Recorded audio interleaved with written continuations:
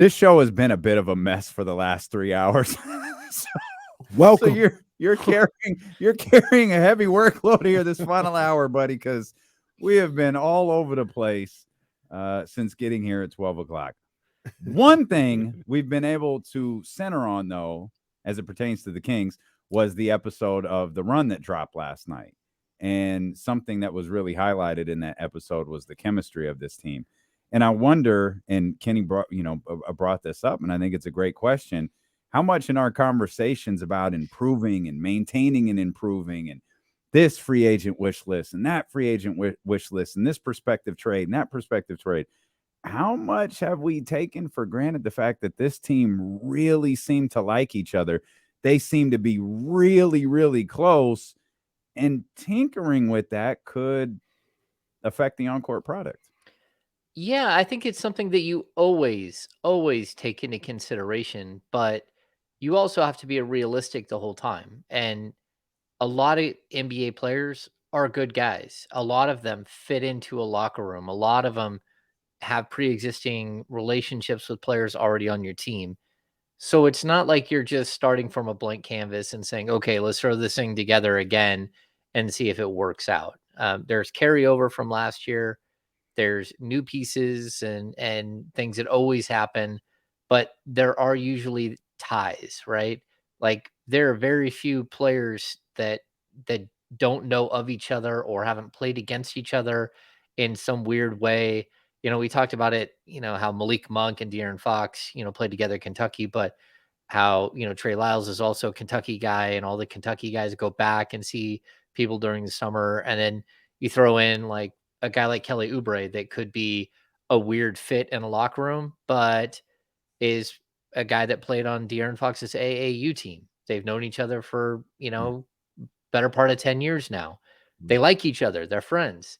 So I think it's a lot of times that chemistry, the only way you really mess up chemistry is if you go off script and you bring in bad chemistry guys and you know it, and you're either desperate for talent or you got this mentality that, oh, our chemistry, our culture is strong enough to take on a personality like that and we'll be just fine. And sometimes that's the case. And sometimes it's not. So I really do think that, you do consider it. You consider that all of these pieces, everyone had a role last season. They all did something for your team. But at the same time, it's about getting better. And sometimes that just means that you got to make hard decisions and tell players that doesn't matter how much you want to be or how much we like you or how much you like your teammates. It's time for us to move on and try to get better in a different way. And I understand that, and I agree with that. But I look at some of these, some of the guys like on the roster, like Terrence Davis, for instance. Mm-hmm. Right? Let's choose him. And I think a lot of people believe like, hey, it's time for Terrence to move on from Terrence. You can get better from that roster spot.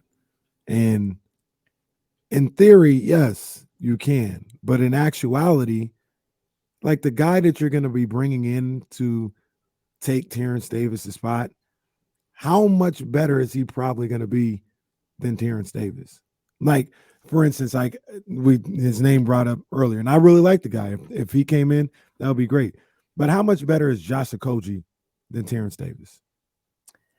Well, it's not better, it's different. And I think that that's something that you have to look at long and hard when you're a team like the Kings. You have two superstars in your mind, two guys that are all-stars, basically. Like, how do you build from there? And the guys that do come in, they have to fit a very specific set of rules in order to play with the players that you already have and the players that you're building your entire franchise around. So is there potential for improvement there?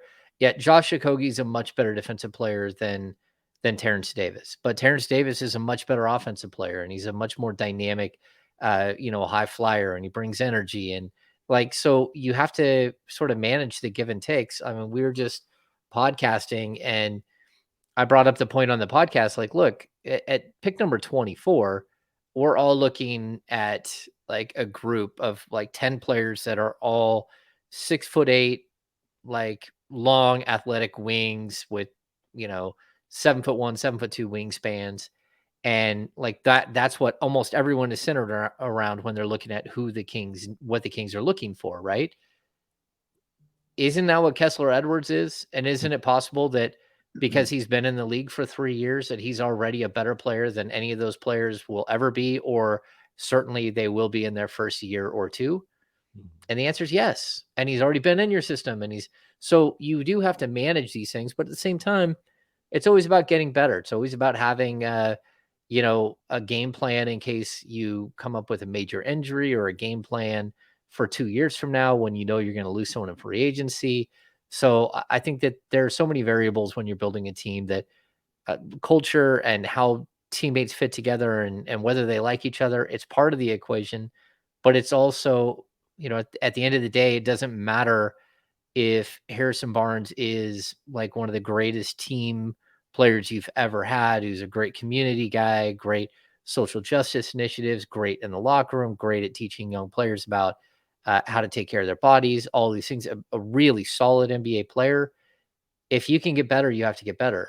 And those things are hard to process initially, but usually by the time you make the move and then you get to the point where you're playing again, there's a huge amount of time, that there's a window that, you have to learn and get to know each other, start building chemistry with some of these players.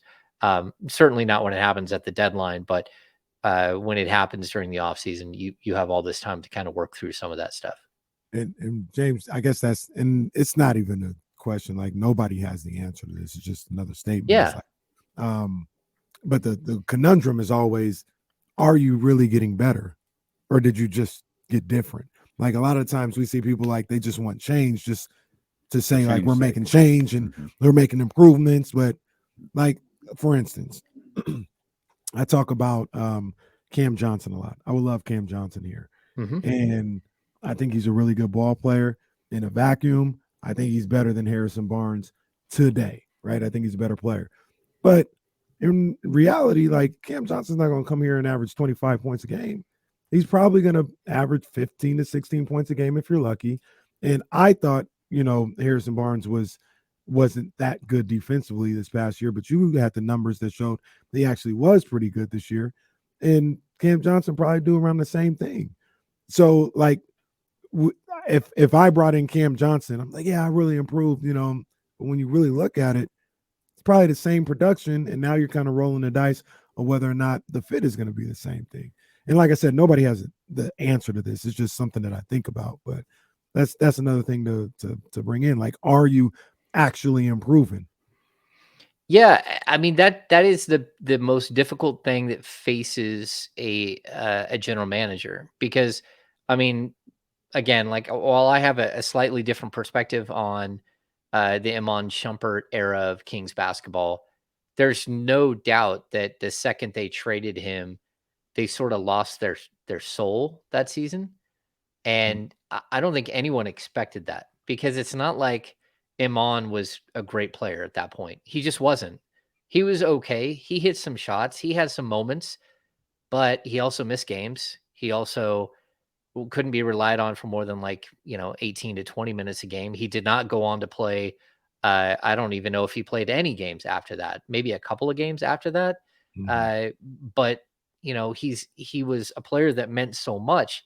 And so when you're looking at, again, Harrison Barnes, and how much he's meant to De'Aaron Fox, how much he means to a lot of the players on that team, you have to be concerned that you take him out of the locker room, and what does it feel like? What does it look like? What happens when things go wrong? What happens when you do lose 4 games in a row or 5 games in a row, which, they only lost 4 games in a row one time last year, but what happens if that doesn't happen this next year? What happens if, heaven forbid, they have injuries? Like, I'd say the one thing about this Kings team this last year, the final 5 guys on the roster weren't tested. Like, you didn't know what it felt like to have a player go down for 25 games and have to have filled that void with players who were not as good, who were not playing nearly as many minutes before, and you had to figure out how to, like, fight through. It didn't happen. This team was healthy almost the entire year. They missed games, but we're talking about 1 game here or 2 games here for, a spattering of players. It was never like anything substantial. And that's something that you'll face. You'll face whether it's this year or it's next year, the year after. It's the NBA. People get hurt. And so I think you have to worry about chemistry. You have to worry about culture. But you also have to worry about talent, and you have to worry about building out a team. And you have to understand that the league, every year, 60 guys are drafted. 40 plus of those come into the league, and 40 other players lose their job and are out of the league. And so that's just the nature of the business, and that's the way it goes, you know? Obviously, we love Terrence Davis. Yeah. We've taken a liking to Chimezi Metu and some of these guys who may not be back here, but it feels like the conversation we're talking about the roster and we're using these different examples, but really it feels like the player that we're talking about is Harrison Barnes. Harrison Barnes, an 82 game starter. Obviously, he's been here for years. He's been with De'Aaron Fox for a long time, and he's kind of been that veteran presence. To take something Kyle said, because I asked him about the Warriors and all of the changes that they went through, and obviously we're excluding this prior year or this last year because we all know what went on there. But they've had a lot of guys come and go, and one of the reasons the chemistry wasn't affected was because they had that kind of core leadership, right? That core group was always the same. Well, if the Kings, for whatever reason, were to lose Harrison Barnes, would that put like an extra little bit of pressure on De'Aaron Fox and Domantas Sabonis to take whoever this new player is, bring them in and say, hey, this is the way we do things here in Sacramento, and really to kind of cement themselves as being the leaders of this team? Well, I mean, that's part of the job, right? It's not just to improve your 3-point shot, to score more points, like Fox comes into the league, he averages 12 points a game, goes up to 17, goes up to 20, goes up to 25, back down to 23, back up to 25. Like, that's fine. But at the same time, he has slowly been taking on more and more and more of a leadership role. And people understand that when you walk into the Kings locker room, that is De'Aaron Fox's locker room. It is. And it's Domantas Sabonis' locker room. You can have big voices. You can have your Malik Monks, who are like the heart and the soul of the glue guys, but your best players still, it's their room. And that's something that like it goes for every team. Very seldom do you have a player who is like the 15th man or the 13th man on the bench that has such a huge impact. And I guess, I mean, we could point to Miami and Udonis Haslem, who's been there forever, and he has a huge amount of say on what happens in that room. But he's not one of your best players, and he hasn't been one of your best players ever.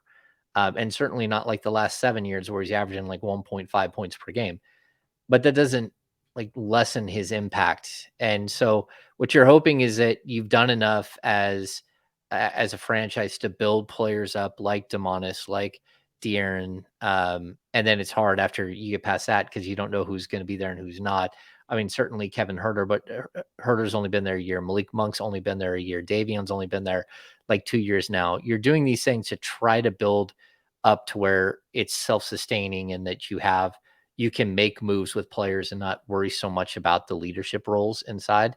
But you still don't know. You could completely mess up the chemistry of a team by trading the wrong player at the wrong time, and it's something we've seen here. But it's also something you've seen in other cities as well. Is Malik Monk? You talk about it's Fox and Sabonis' locker room. Does Malik Monk have a little stake in there? Because we talked about with Kyle about like who are your core guys. I think he said Harrison was like Iguodala, right? Yeah, I want Iguodala, and he said that's what Harrison was like, and Steph and Draymond and Clay were Sabonis, Fox, and then he couldn't come up with the third one. And I said today, I think it's Malik Monk. I think the Kings are hoping in 2 years it's Keegan Murray who is in that type of leadership role, your top 3 core guys. But I think Malik Monk is there today, and I think I ask you, does he have a loud voice in that locker room? Yeah, I think what he is he's the icebreaker. He's the guy that like takes the pressure off, who he has a really good connection with everyone. And it's something that you need, right? He's a guy who like he's a prankster, he's a class clown a little bit. But he's funny, everyone likes him, he's fun. Um, yes, he does have a stake in that locker room without any question. And like, look, we keep talking about like most of the Kings roster is around the same age. Like there are players that are never going to have that voice, right? And it's good that a lot of these guys are moving together. They're in the same place in their lives and all that stuff. But a guy like just like Alex Len, he's quiet. He is. Like, does he have something to say on occasion? I'm sure he does, but you're not expecting him to be someone who carries forward what's happening inside that locker room. He might have some one-on-one relationships with young players where, they have a player work with him or something because, they want a veteran with a young player, but that's not like he doesn't have an overall voice. So when it comes to Keegan, I don't know that you can ever expect that from Keegan. You can expect him to be one of your top 3 best players, but can you expect him to be one of your top 3 biggest personalities that are running a locker room? I don't know. I mean, for me, probably not. Like he's a total introvert, and that's totally fine. Like, but he's super quiet, and he's like he kind of avoids that situation, and it'll be tough to get that out of him. That could come in time. Maybe. Maybe. I mean, you never But know. it also doesn't. He doesn't have to be Malik. Like No. he doesn't have to have a giant personality. Like we read a story. It was after, well, of course, it was after game 2. It was the only game that they lost. That Jokic went into the locker room fired up and gave a speech, and everyone was like paying attention because he never does that. I don't think anybody questions whether Jokic is a leader on the Denver Nuggets, right? But he might not be that type of leader. That gather the troops type of leader. That might be Domas. It maybe it's De'Aaron. But if Keegan is kind of ascended to that level and talks sporadically, he might get everyone's attention more when he actually does. Yeah, I mean, it really does depend on who he becomes as a player. Like, if he becomes what the Kings believe he will become, which is an outstanding player, he'll slowly get a bigger and bigger personality. And he'll also let more and more of his personality out because I'm sure he's got a phenomenal personality behind the scenes and, behind closed doors. He's just very protective and he's not someone who puts it out there and he's not someone who like looks for fame or attention at all. But, again, a locker room is made up of all kinds of different people and they're from all over, not just the United States, but all over the world. I've been in the locker room when DeMarcus Cousins and Marcus Thornton start talking Creole to each other, and you're just sitting there like, I have no idea what is happening right now, and it's fun, but you're like, this is different. And then you've also been in locker rooms where guys are speaking in different languages to avoid what media hearing what they're saying. So there are a lot of different ways in which a locker room is built and it doesn't have to be, there is not one formula that makes it work for every team and every single time. I mean, the Kings don't have a Draymond Green player at all. They don't have that guy. And the closest thing they might have is Malik Monk, but it's just in a different, like the energy of Draymond and the energy of Malik might be somewhat similar, but like they come from a totally different place with that energy. And so you just have to wait and see how players develop and you have to wait and see how chemistry builds. But that you could stumble upon someone who, like Tyrese Halliburton, who walks in the door as a rookie and is like already one of your leaders. And you're just, everyone is awestruck by his ability to walk into the room and not just talk a really good game, but have command and have an understanding. And so some of the time that's what it takes. And people like the leadership council in Sacramento this last year, it was Fox, Domas, Harrison Barnes, and Davion Mitchell. Davion will tell you, well, no, I just sat there and kind of like listened the whole time. So it's possible that Davion becomes one of those leaders. He becomes one of those guys, but he's more going to be a guy who sets like a tone on the court with his defensive play than he is someone who is going to become like a loud and crazy, locker room rah-rah guy. He's not Patrick Beverley. He might play somewhat similar to Patrick Beverley, but he's not the same type of personality and over the top and yelling and screaming and demanding attention like Patrick Beverley. I just think there's different types of leadership. Yeah, Like there you don't is. have to be loud to be a leader. I think that Yeah. was we asked, like we would talk about in regards to De'Aaron. How much did De'Aaron change this year? How much did his demeanor change? It probably didn't. Mm-hmm. But does anybody question whether De'Aaron Fox is a leader? And this was the point that you made with Keegan, which I think is flawless. Probably depends on the type of player he turns into. Yeah. You've got to be able to hold your own on the court. You know what I mean? In a high level, or you have to have a presence like you talked about Udonis Haslem. That is a very literally that is a 1-of-1 situation in the NBA. There's no one like him. There's no one like him. There's no team that has a relationship with a player like the Miami Heat have with Udonis Haslem. But there's a point being, there's different ways to lead. Draymond, to a certain degree, probably is a leader, but he leads in a very, very different way than De'Aaron Fox would. Yeah, and that's always going to be the case. Like, it's one thing, you can't just sit there and try to instill something into somebody that doesn't have it. Like, if you've coached, right away that you've got leaders, you've got followers, you've got kids who have no interest in it. You see it right away. It's not like something that you can say. You can get better, and you can read about it, and you can watch inspirational things and try to become a better leader.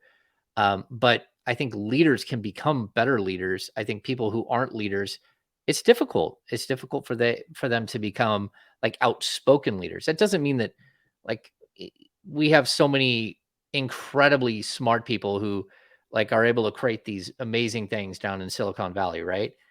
And they lead companies, but they lead by innovation. They lead by other things.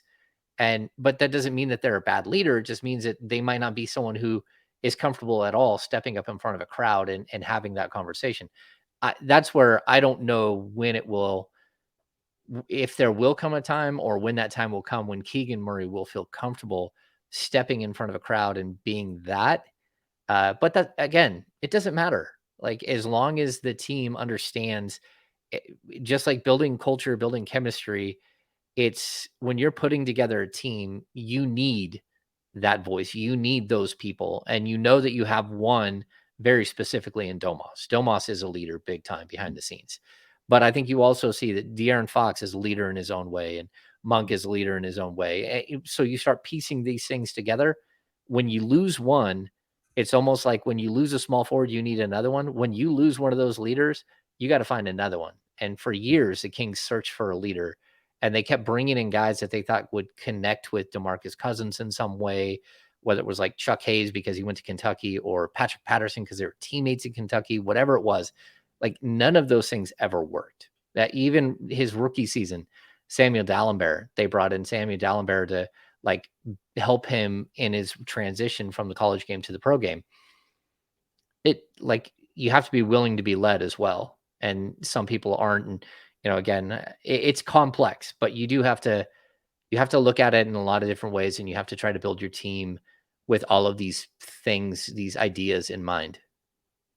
If I'm Keegan Murray, I could do anything if they're taking care of a baby. Well, I was saying, first step is you couldn't tell me nothing after I held Ryan for 5 minutes. I didn't break her either. Here, like I could do anything. I won. I won. First step is become an uncle. There it is. That's right. Become a leader. A lot of this spawned from watching The Run, the new episode of The Run last night. And another part that we haven't talked about it yet, Damien, that was kind of intriguing to see was, and they did a great job. I know other teams have their versions of it. I don't know if they have the same access or whatever. I know the Kings, they get you right up into the line of like, all right, cut the cameras off almost like. And one of the parts was when they lost to the Knicks, and Mike Brown came into the locker room and he was talking to him, and he was just like talking about. He started off talking about how That was when they beat the Knicks, that's wasn't when it? they beat the Knicks. Yeah. Yeah. He started off talking about how, like, hey, you guys found a way to win. That's the most important thing. And it seemed like the more he started talking, his voice got louder. The more frustrated he got. The more words got bleeped. Yeah, and he was like into it. Like if you haven't seen it, go check it out, because I feel like that is what everybody like was saying Luke Walton would never do. But wasn't that the night he went to the podium? He said, I don't remember. Yeah, he said, James, remember it was because that was the second TNT game. Mm-hmm. And he went to the Kings won, and it was a good win. And he went to the podium, and the speech that they used from the locker room in the run, it's a version of what he said at the podium. He was like, we can't do that. Like we gave, I think the number was 23. Like 23 offensive rebounds. Yeah, he was like, we can't do that. That's not that's not going to get us very far. And we're talking playoffs. We're talking about winning games in the playoffs. But I noticed that too. Yeah. He got louder as the speech went on. It was tremendous. Yeah. He came into the media room afterwards and was fired up. Yeah. And it didn't take much to, like, you could see where it was going. And we kept, like, Sean and I we usually have a good sense of what's transpiring, and we try to push buttons just to get, because what you want to do is you want to have somebody have an honest moment, right? Where they're a little bit raw. They may say something that, not that they don't want to say, but they probably need to say. And those are those moments where you're listening to them and you're trying to pick up on what the real theme is, what they're saying, and how you can chase that theme. Now, it doesn't always work out, because sometimes you never get the microphone back and you can't just keep going at it. But yeah, Mike was angry that night. And, it's good because, look, I think we talked about leadership, right? And I think that Jordy Fernandez is a tremendous leader.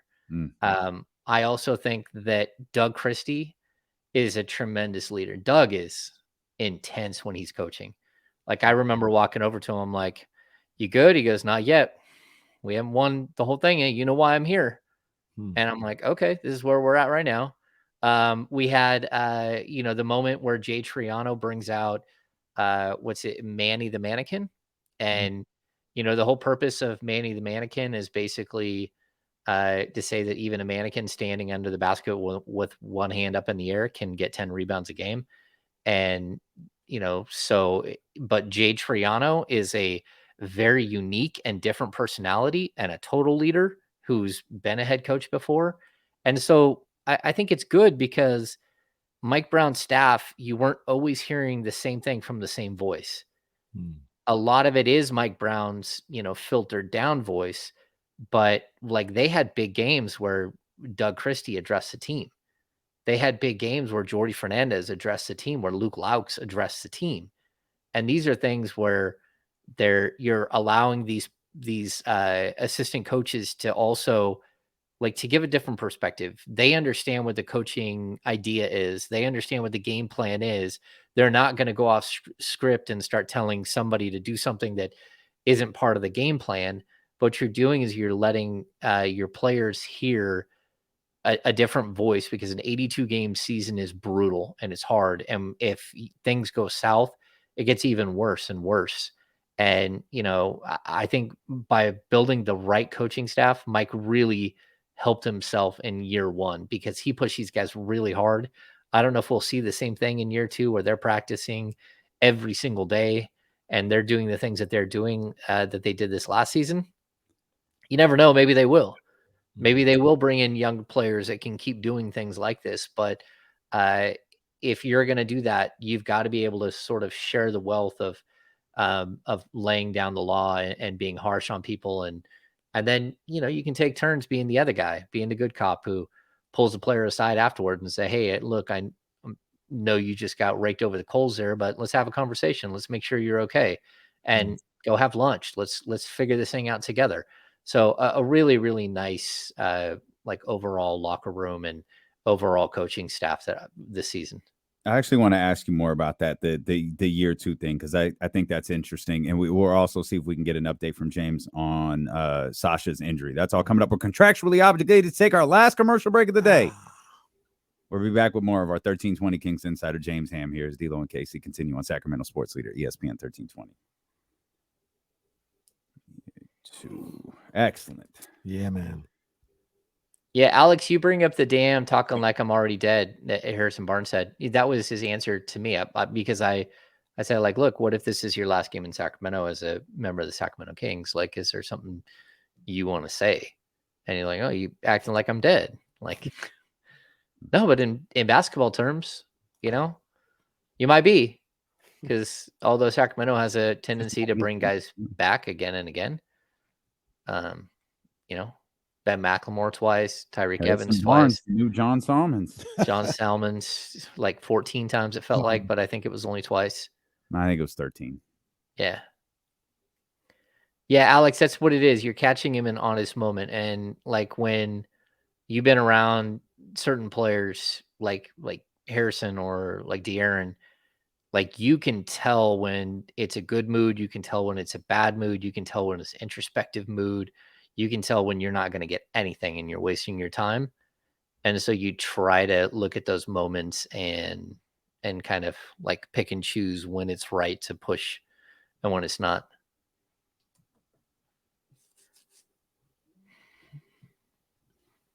Like I told you guys, we had the like during the year, the final Luke Walton year where like that whole season spun out, right? It's COVID time, so we're waiting an hour and a half for players after games, and we're not allowed in the locker room. It was miserable. And to break the mood, I started like taking bets on what color do-rag De'Aaron Fox would be wearing when he came out. De'Aaron. So De'Aaron had like a Kelly Green one. He had like a rainbow one. Like he had all kinds of them. It's like he had bought like the 60 pack off of Amazon, but I'm sure his weren't that. They were like really expensive ones. So anyway, when he would come in the room after we're all waiting like an hour and 15, and the game went bad because almost every game down the stretch that year went bad. Like the mood in the room wasn't bad. The mood in the room was like we were, all of us would be like, oh, so and so won. He's wearing the black do-rag.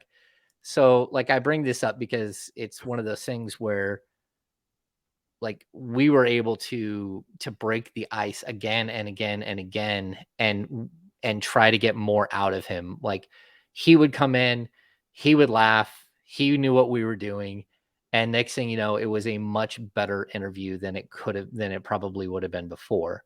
So anyway. Smart. There's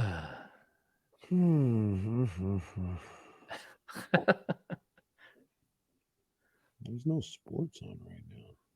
Steve Brown, expensive do-rags is wild. Steve, you should be there when Buddy Hield puts on like 13 necklaces and 6 rings and so many earrings, and then he needs help from somebody to put on a bracelet. So one of us is helping him put on one of his many bracelets with the latch, so. Yeah, those latch bracelets can be tough. Yeah. The bracelet I have, you got to screw on. That could be. Wow. Yeah, you got to sit there. I just got regular little bead bracelets at some point. What are you talking I don't about? even have no bracelet on right now. I mean, at some point, I'm going to pull this thing too hard and there's going to be beads all over the damn studio floor. Just the way it happens.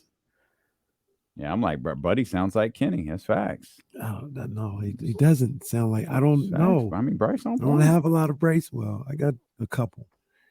Yeah. I mean, I don't know how much money I've seen in jewelry in an NBA locker room over my career, but I'm going to guess it's in the tens of millions. Yeah, it's definitely a lot. Yeah. It's definitely a lot. Chris Herrera, James, which ex-King do you miss hanging out with? Me and Costa Kufis were pretty close. I really like Costa. Omri Caspi. I do miss DeMarcus. But yeah, I don't know. Like you have strange, like different types of relationships with different players. I really enjoy De'Aaron Fox, having a relationship with De'Aaron Fox. Like I think he's a cool dude, and we have like, you know, fun conversations on occasion. I like to mess with Kevin Herter because he could be my son.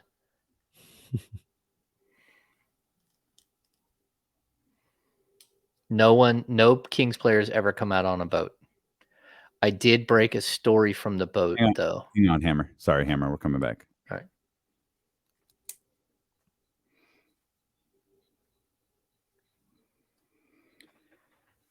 Back here with our 1320 Kings insider, creator of the Kings Beat, our man James Hams. James continues to tell stories through the commercial break over on youtube.com/ESPN1320 and twitch.tv/ESPN1320. If you're an AM listener or a 98.5 FM HD2 listener, if you're listening on the Odyssey app and want to see what goes on during the show, you can always check out YouTube on demand later. Just go youtube.com/ESPN1320.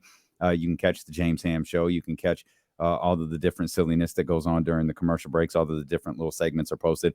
But it's a great way, just like the podcast is, to catch up on D-Lo and KC when you may miss it or you only catch part of it. You were talking about how things may be different for Mike Brown and this roster going into year two, Hammer. And I want to get back to that because I think there's a lot of different things we could talk about in that singular thought. But I'm curious if you've heard anything else regarding Sasha and the, I guess, bone bruise ? He suffered yesterday. Yeah, so I haven't heard anything from the team, but of course he's only a prospect who hasn't signed a contract with them. So not only do they not have to, but they won't give you any information on a player like that. But I do know that like reporters in Greece are saying that it's a bone bruise, or it's a bone bruise at like the top of the tibia or the fibula. Like there's some specific wording there. Yeah, it was a part of the back of the knee that I couldn't pronounce. So I just a bone bruise on the back surface of the medial tibial, so part of the tibia, condyle. Condyle, that's the word I couldn't get. I don't know what that is. Yeah, of the right knee. So the back surface of the medial tibial. Okay, so yeah, it's like a bone bruise, but on the backside. It didn't look major. He is questionable to play. When is that? It looked like it hurt. I don't know about you. That looked like it hurt to me. That did not look that way. Now it didn't look like a twist and a turn and a but it was jarring. It looked bad. Yeah, it was jarring. Yeah. It definitely like it's scary. We've seen that in injury. We even saw it this season with one of the Kings players where we thought it was going to be major and it wasn't. And then they ended up walking it off and coming back and playing. I think it was Malik. It was Malik. He went up high for a rebound or something and came down and went high for a dunk. And he was, it was a little scary. Now, I don't know that he's going to play. Clearly that team is incredible. They had gone like 22-0 and then 5-0 in the playoffs. They were like 27-0 coming into that game, or 20. Let me think, 27, 28. Something like that coming into the game, and then they lost for the first time, and they lost to like Yorgos Papagiannis and Derek Williams, the Coke machine. And there's one other former Kings. That's wild. Yeah, Arturas Gerdaitis, I think is his name, who was a former Kings draft and stash prospect hiding overseas, who's no longer the Kings had traded his rights. I think in the Sabonis trade, they traded his rights. A lot of Kings over there, apparently. Jeez. Yeah. That happens. they got a lot of connections over there. Who called that man the Coke machine? That's James. That's just Well, no, that was George Karl. No, was George- I'm sorry. George Karl is not on this stream right now. You call I that? did call him the Coke machine. But that's based off of George Karl's reading of a dramatic reading of the box score, where he looked at the box score one night and said, even a Coke machine would get more than one rebound in 30 minutes of play. And we all looked at the box score, and that one player who had 30 minutes to play with one rebound was Derek Williams. And he became known as the Coke machine. Yes. Terrible. That was Coke. See, again, we were talking during the break about nice guys and about having conversations with the guys in the locker. Derek Williams was a really nice guy. He just never could live up to the hype, and it sort of ate at him. You could see that, like, he didn't care enough to do the work to be great, but he did care enough to make the money, and he did care enough to, like, want to be there, but just not to be, like, incredible. Was he 2? He was a second overall pick. Kyrie was first, and there was questions about who should go first. I remember I knew his brother, but Kyrie only played a couple of games. That's right. 7 to be exact. I knew Derek Williams' brother, and we would, talk to him almost every day. And I remember before his last year at Arizona, I had never heard of Derek Williams, and he was just like, yeah, my brother, he's probably, gonna go top, he's gonna go lottery, they saying he's probably gonna go top 10. And then I started seeing him play, and I was like, yo, and we worked at a basketball facility. I was like, I've never seen this guy in here. Like, what's going on? How did he get like this good or whatever? But I guess he was just a late bloomer, and maybe all that other stuff that comes with being that heralded of a prospect, or maybe it came a little too fast and he never really adjusted to it. I was really so. First of all, I believe the first game he ever played in for the Kings. So the Kings traded Luke Bamute for him. And I think his first game, and it was a weird trade because it came early in the season. So he played most of that season in Sacramento. He got traded after game 16. His first game in Sacramento, he had 12. I seem to remember. Oh, there we go. Like his 6th game, he had 31 points against Dallas, and it was incredible. And then I don't think he ever scored 31 points ever again in a Kings uniform. That was just kind of who he was. He would show up and then disappear, and then show up and disappear, and like tremendously gifted athlete. I think his first game, he had a crazy like highlight reel alley-oop, one-handed alley-oop over his first Blake game Griffin. Here or in the league? Here in Sacramento. And it was like over Blake Griffin or something. It was something crazy. And it was like, oh yeah, let's go. Let's go. Yeah, I covered him. It went. Yeah, his entire career here, I covered him. And like even the Luke Bamute thing, Luke was always hurt. And there was always like, does he really want to be an NBA player type stuff with him as well? But he held on for a long career. He was a great defender. So, all right. So there's your update on Sasha. It sounds like, and obviously it's not our injury, but nothing to be overly concerned about. Nothing that could affect any potential future. Nothing concerning. Well, I mean, it is a knee, so you're always a little bit concerned. And then you're also the Sacramento Kings, who, if you remember, after Peja got drafted, he snapped his leg playing in Greece and had a major, major injury in Greece after the Kings drafted him before he came over. So they drafted him in 96. He came over for the 98-99 season. During that 2 years, he had a catastrophic leg injury. I never knew that. Like he broke his leg? Mm-hmm. Never knew that. And then the other one was Bogdan. If you remember, Bogdan was scheduled to like come over and hurt his knee and had to have an off-season surgery. He had a surgery, and then he had another cleanup right before the start of the season. And so like the European game, you can get hurt. I mean, it's full-fledged basketball.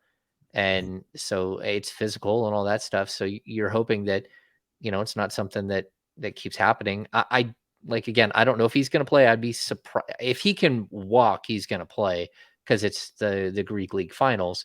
But you also kind of like, did he get a scare? And does he now think, okay, I don't want to do this and screw up my chance to go play in the NBA if he's in fact leaning that way, which we don't If he know wants fully. to. Right. Yeah. Do you think anything that happened with the EuroLeague championship affects his decision to come over? No, I think if anything, taking that bad step just made him go, okay, like if I got it, I mean, he does not make that much money there. Like this season, I think he's making 1.5 million. Next season it goes up to 2.5. Like that's not a lot. Well, 2.5 million euros. That's not like for a player of his stature, that's not what he should be making. And the Kings might double that, they might triple it, they might quadruple it. We're not sure what it is he's going to make this next year. But I would venture to say between like $4 and $6 million. You don't want to risk things like that. He probably looked at that injury and said, "Okay, I am one of those types of weird incidents away from never making that type of money. So I probably should at least think about going and cashing in on my potential as an NBA player right now and going and getting a guaranteed paycheck for 2 or 3 years." That's interesting you bring that up because, and this is why we love having James on because he knows these things. We had the exact, well, at least I had the exact opposite thought yesterday because it was, ideally you'd be like, okay, you want to play it, safe because you don't want to jeopardize the bag in America. And we sat back and we're like, well, he's not going to come over here and make that much money. Not like he's giving up $20 million if he doesn't come over here. But I mean, I didn't know he was making that little money over in Europe. So That's not even Kenny Caraway money. well, see this, And he just got a raise. Same with Kenny. It's the Like same with Kenny, same exact scenario. thing. There's so many parallels. Yeah, I can't stand the media It's right sometimes. I there. really do. Man. There. 1.2, 1.6 got a little raise. But that's Right. simple. That changes things. I mean, it is money that really matters to Yeah. him. That's changing. Kind of life changing a little bit. So that could lead him to say, "Hey, man, I can't." Even if it's not like, "Oh, I'm not going to play." He may play in the next game or in the series when he can, but he may look at the overall situation and be like, "Yeah, while this is here for me, I kind of got to stop messing around in Europe. I need to go over there while I still can." Yeah, I mean, if I'm him, that's scary. I mean, how many times have we seen, even like in Sacramento, Rudy Gay, when he blew his Achilles, was about to become a free agent and was looking at major money, and he made good money after that, but not the same at Yeah. all. I mean, look at how little Isaiah Thomas made in his career. Like we want to talk about how little. I mean, he signed a 3-year, $21 million deal, but he came in fourth in the MVP balloting, making $7 million He and never missed- got paid. He missed out on probably close to $200 million. Like him and That's DeMarcus have lost the DeMarcus one. the The Jesus. most, yeah. stunning amount of money in their time. Mm-hmm. We really do kind of minimize these injuries a little bit too much. Not necessarily having to do with the Kings. When I was reading the Chris Middleton story, they talked about Chris Middleton having a second procedure, and just the way that I get so frustrated with the way some of these insiders frame stuff, like, the minor arthroscopic surgery. Like, get out of here. It's the same. Like, no, every scope is virtually the same, and it's essentially a vacuum going into like your knee. And My favorite is he'll be back in July. Oh, it's fine. He'll be back in July. Like, every player will tell you, you could play, you ain't gonna feel the same. So all that talk about Chris Middleton, and next year and the opt out and all, Chris Middleton's gonna have a tough start of the year. That's the way I felt about him last year. He's gonna have a I tough felt he start never of the really year. recovered. He never got comfortable from the surgery last offseason. What's my your favorite is successful knee surgery. Like, what does that mean? Because we don't know. Like, what the doctor like cut him open, did his thing, and came back out, and that's successful. Like, what? Like, we don't know if it's successful. Technically, it is successful. I mean, the knee's still there. Well, yeah, and the cold piece is they won't tell us when it's not until they do the second surgery. Oh man. Okay, Like, well, gotta do some remember too, reporting to find out, hey, something went wrong here. Lionel Simmons had a minor scope, never ever played hardly the same. I mean, he was never the same. Like, it destroyed Lionel Simmons. But Also remember the Chris Webber injury where they wouldn't tell us it was microfracture and no one even knew what microfracture was at that point. We didn't even find out it was microfracture I think until he like was the 10 months later or something, which was crazy. he And was that's like in the second or beginning third of it. guy. He's like the second or third guy to get that microfracture surgery. Yeah. It's Yeah. Amari Penny couldn't was have been first. first. Penny was first. Penny was That's right. first. That's right. Amari got it later. It's like Well, Penny I was the want to say first one. Danny Manning had had it too. Maybe I'm wrong. So Danny and the Manning blew his ACLs a bunch. thing about the scope too is like I've heard doctor. This is how Rebecca Brunson wound up with a microfracture surgery. She went on to win 5 titles or 4 titles later, so she was fine. Mm-hmm.